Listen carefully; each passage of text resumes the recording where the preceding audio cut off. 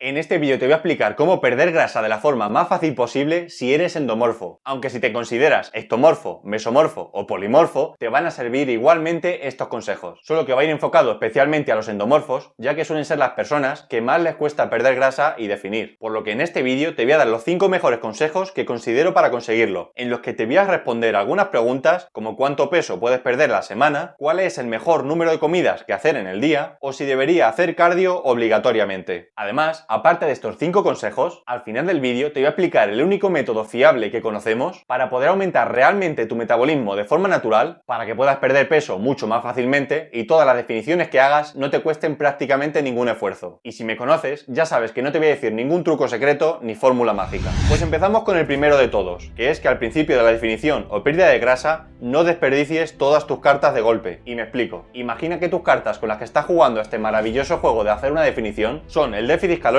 el cardio, el NEAT, que te recuerdo que simplemente son los pasos que das en el día, y los suplementos, aunque sean mucho menos importantes que los anteriores. Pues el peor error que puedes hacer al inicio de una pérdida de grasa es empezar directamente con un déficit calórico enorme, hacer 4 días de cardio y 10.000 pasos cada día y meterte todos los suplementos que sabemos que funcionan para la pérdida de grasa, como la cafeína o el té verde. De esta forma te aseguro que vas a perder mucho peso en las primeras semanas, pero algo que quizás no tengas en cuenta es que nuestro cuerpo siempre va a tender hacia una homeostasis, para buscar el punto de equilibrio con el que mantenerse. Tu cuerpo es muy perezoso y no le gusta ni ganar músculo ni perder grasa, por lo que tarde o temprano te vas a terminar estancando durante la definición, por lo que el problema aquí es que ya habrás gastado todas tus cartas al principio. No vas a poder bajar las calorías porque ya estás comiendo muy poco, no puedes hacer más cardio ni pasos diarios porque simplemente no tienes más tiempo y ya te estás metiendo todos los suplementos que conoces, por lo que te va a tocar cortar la definición. Así que lo que te recomiendo aquí es que juegues bien tus cartas y seas estratégico. Al principio de la definición no te recomiendo que empieces a hacer cardio, ni un solo día, y menos si no te gusta. Olvídate completamente de los suplementos, empieza con un número de pasos diarios razonable y establece un déficit calórico ligero. Vale, ¿y cómo sé que estoy en déficit calórico? Pues depende de tu contexto, pero para controlar que estás en déficit puedes usar una aplicación de conteo de calorías como MyFitnessPal, que son súper sencillas de utilizar. En este caso te recomiendo contar calorías porque nos conocemos, y normalmente nos solemos o quedar muy cortos de comida, provocando las consecuencias que te he dicho antes de tener un déficit muy agresivo, o por el otro lado tendemos a comer de más. De esta forma te puedes seguir permitiendo algunos alimentos como el pan, que se tiende a eliminar directamente de la dieta, pensando que es uno de los alimentos que hay que evitar para perder grasa, ya que simplemente te lo estarías cuadrando en tus calorías del día, aunque hay que tener en cuenta algunos matices de los que te hablaré en el siguiente punto. Vale, pero ¿cuántas calorías tengo que establecerme para que pueda estar en un déficit calórico ligero? Pues esto solo hay una manera de conseguirlo, que es en base a ensayo y error, ya que el cuerpo es muy complejo y aunque las calculadoras que puedas encontrar en internet que te estiman estas calorías se puedan acercar, al final lo tienes que comprobar experimentando, por lo que las calorías que consumas te tienen que permitir bajar entre un 0,5% y un 1% de tu peso corporal a la semana. Es decir, que si por ejemplo pesas 100 kilos, para simplificarlo, tendrías que perder entre 500 gramos y 1 kilo como mucho a la semana. No te recomiendo perder más de ese 1% de tu peso a la semana, ya que ahí entrarías en un déficit más agresivo, provocando una posible pérdida de masa muscular y eso es lo último que queremos. Luego, si acaso en algún momento te estancas en un peso por lo que te dije antes de la homeostasis, no se te ocurra bajar las calorías, ya que aquí vas a poder empezar a jugar con tus otras cartas. Por ejemplo, vas a tener el as en la manga de empezar a hacer 1 o 2 días de cardio a la semana, por lo que vas a superar ese estancamiento y seguir perdiendo grasa con las mismas calorías. Pasamos al segundo de ellos, que trata sobre la saciedad de los alimentos. Y es que una de las claves para no pasar hambre, sobre todo en las etapas finales de una pérdida de grasa, es la selección de alimentos. Si tú ya sabes con qué calorías vas a estar en déficit calórico, si las cumples, vas a perder grasa aunque solo comas hamburguesas, pizzas y helados, ya que al final la base en la que se fundamenta todo es el balance calórico. Otra cosa es llevar esto a la práctica, ya que si quieres cumplir con ese número de calorías, al comer alimentos tan densos calóricamente, seguramente te termines quedando con hambre al final del día. Si estás en déficit calórico, vas a perder la misma grasa comiendo patatas fritas o patatas cocidas, pero claro, por ejemplo, 500 kilocalorías de patatas fritas son aproximadamente 160 gramos. En cambio, esas mismas 500 kilocalorías de patatas cocidas son unos 650 gramos. Dime tú qué crees que te va a saciar más, pero claro, tampoco te puedes pasar el día comiendo alimentos cocidos y completamente insípidos. Por eso, en este caso, tienes que ser inteligente en la selección de alimentos y buscar ese equilibrio entre alimentos menos densos calóricamente, que pueden ser más o menos el 80% de las calorías que comas en un día, y entre alimentos más palatables, a pesar de que tengan más calorías, que pueden ser el 20% restante de las calorías que consumas en un día. Además de esta baja densidad calórica, los alimentos altos en fibra y en proteínas también tienen un gran poder saciante, haciendo que la digestión sea más lenta y como consecuencia que te puedas mantener saciado sin problemas durante el día. Antes de de pasar al siguiente consejo, algo importante que tienes que saber es que el hecho de ser endomorfo o ectomorfo no significa el cuerpo que tienes ahora. ¿A mí me puedes considerar endomorfo? Pues lo soy, y lo he sido toda mi vida. Y es que a lo que yo considero como endomorfo es a todas las personas que tendemos a comer mucho sin saciarnos por naturaleza, y que si no nos controlamos, terminamos subiendo de peso sin quererlo. Eso de polimorfo que te he dicho al principio iba más en broma, pero es que realmente todos somos polimorfos, ya que genéticamente también hay que aclarar que nunca vamos a ser exactamente lo que se llama como un endomorfo, ectomorfo o mesomorfo, sino una mezcla de las tres. Pues pasamos a la tercera clave del vídeo, que es la distribución de las comidas. Esto lo considero bastante importante, ya que al final esta va a ser la forma en la que vas a repartir durante el día esas calorías que has tenido que calcular. Y es que aquí lo más típico que se dice es el hecho de tener que hacer un montón de comidas a lo largo del día. Así te vas a poder mantener más saciado y no sé cuántas historias más. Hay que tener en cuenta que esto depende de cada persona, pero por lo general, aparte de ser poco práctico, ya que vas a ser un esclavo de tus propias comidas, puede generarte el efecto contrario por el que está pensado. Si tú, por ejemplo, necesitas 2500 kilocalorías al día para estar en déficit calórico y haces, por ejemplo, 5 comidas, ya que te han dicho todo lo maravilloso que es, al final vas a tener que repartir esas calorías totales entre las 5 comidas, resultando en 500 kilocalorías por comida más o menos, lo cual ya te aseguro que en algunas de ellas vas a terminar y te vas a quedar dudando si realmente has comido o no. El principal problema de esto es que no vas a poder hacer ni una sola comida abundante y te va a dar la sensación de que solo has estado picoteando durante todo el día. Y eso que 2500 kilocalorías no son pocas que digamos. Imagina tener que repartir, por ejemplo, menos de 2000 calorías en 6 comidas. Vas a terminar el día teniendo la sensación de que no has hecho ni una buena comida. Las consecuencias mentales que te puede acarrear esto son bastante peligrosas, generándote bastante ansiedad por la comida, además de otros problemas que te pueden ocurrir, como por ejemplo que te pases de calorías durante las primeras comidas y que te quedes sin margen para la cena. Dime tú qué haces ahí. Te va a tocar pasarte de calorías ese día aunque no lo quieras, por lo que lo mejor que te puedo recomendar es que hagas entre 2 y 4 comidas al día como mucho, siendo lo ideal 3 comidas para la mayoría de personas, ya que en este caso vas a poder ingerir muchas más calorías en cada una de ellas, produciéndote esa sensación de haber hecho una buena comida y paradójicamente de sentirte mucho más saciado en comparación con hacer más comidas. Pasamos a la cuarta clave, que es la importancia de la actividad física. Partiendo de que ya haces tus entrenamientos a la semana en el gimnasio, como te dije antes, dos recursos que tienes para ayudar a este déficit calórico son el NEAT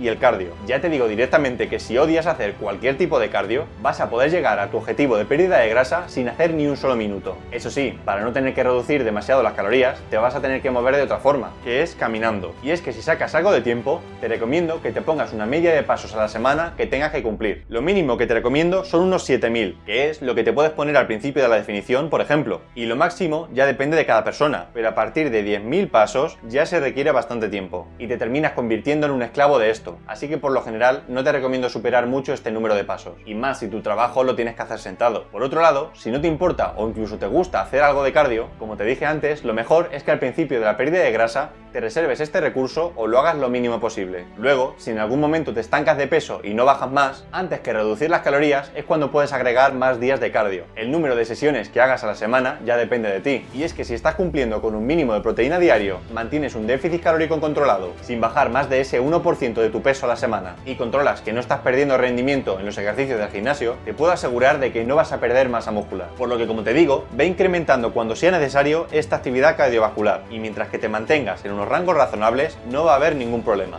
ya que precisamente está más que demostrado que es mucho mejor moverse algo más comiendo un poco más, antes que comer menos y moverse menos para el mismo déficit calórico, ya que va a fomentar la pérdida de grasa y mantenimiento de la masa muscular. Antes de pasar a explicarte el único método que conocemos para poder aumentar tu metabolismo, llegamos a la quinta clave y la más importante de todas, la cual es que seas muy paciente, ya que tienes que conseguir que esto sea un estilo de vida, no una etapa que vas a dejar en cuanto consigas tu objetivo. El mayor error que se comete y por el que normalmente se recupera el peso perdido es este, el pensar que simplemente esto es una etapa y que cuando pierda toda esa grasa vuelva a mis hábitos de antes. Por eso es tan importante adaptar esto a ti, no adaptarte tú. Tienes que conseguir un estilo de vida con el que estés perdiendo grasa que pudieras mantener el resto de tu vida, porque si no, ya te aseguro que va a ser muy complicado luego mantener tu peso. Si consigues llegar a disfrutar lo que estás haciendo ahora mismo, independientemente del hecho de que estás perdiendo grasa, es cuando realmente te aseguro que vas a poder lograr tu objetivo y sobre todo mantenerlo. Vale, muy bien. Pues llegamos a esta última parte en la que vamos a ver el mejor y único método fiable para que puedas aumentar tu metabolismo y que realmente quemes más calorías en tu día a día. Pues no sé si te esperabas esto, pero esta forma es simplemente progresando en el gimnasio y ganando masa muscular. Y te aseguro que no hay otra manera. Aunque hayas escuchado esto de lo que hemos visto antes de hacer más comidas durante el día y otro montón de cosas más que están más que demostradas pesadas que no te van a servir para nada. Y es que esto de ganar músculo y progresar en el gimnasio sí que está más que demostrado que va a aumentar tu metabolismo por dos motivos. El primero de ellos es que si tienes más cantidad de músculo que antes, vas a pesar más. Por ende, cualquier movimiento que hagas durante el día va a quemar más calorías. Aunque se ha comprobado que la tasa metabólica basal no aumenta demasiado cuando tienes más músculo, es decir, las calorías que quemas en reposo, dime tú si no vas a gastar más energía dando 8000 pasos diarios pesando 90 kilos en comparación con pesar 75 kilos. Yo creo que no hay ninguna duda. El segundo de los motivos es por tus prestaciones en el gimnasio. Y es que al igual que vas a quemar más calorías en tu día a día, también vas a consumir muchísima más energía durante tus entrenamientos. Pongamos por ejemplo que sigues yendo a entrenar 4 días a la semana, pero por mucho que sigas entrenando los mismos días, yo creo que cuando tenías menos músculo movías bastante menos peso en los ejercicios de tu rutina. Y todos tenemos claro que vas a quemar más calorías haciendo por ejemplo una sentadilla hack con 120 kilos que con 50 kilos por ejemplo. Pues ese incremento de peso sumado a todos los ejercicios de tu rutina. ¿Crees ahora que te habrá aumentado el metabolismo o no? Pues uno de los errores que más cometen precisamente los que se consideran como endomorfos es lo que hemos hablado antes de hacer demasiado cardio para perder grasa y tener un físico estético. Pues como te digo, este es uno de los peores errores que puedes cometer, ya que si quieres llegar a conseguir tener realmente un físico estético, el cardio no te va a ayudar demasiado. Y si no sabes por qué es esto, en este vídeo te lo explico.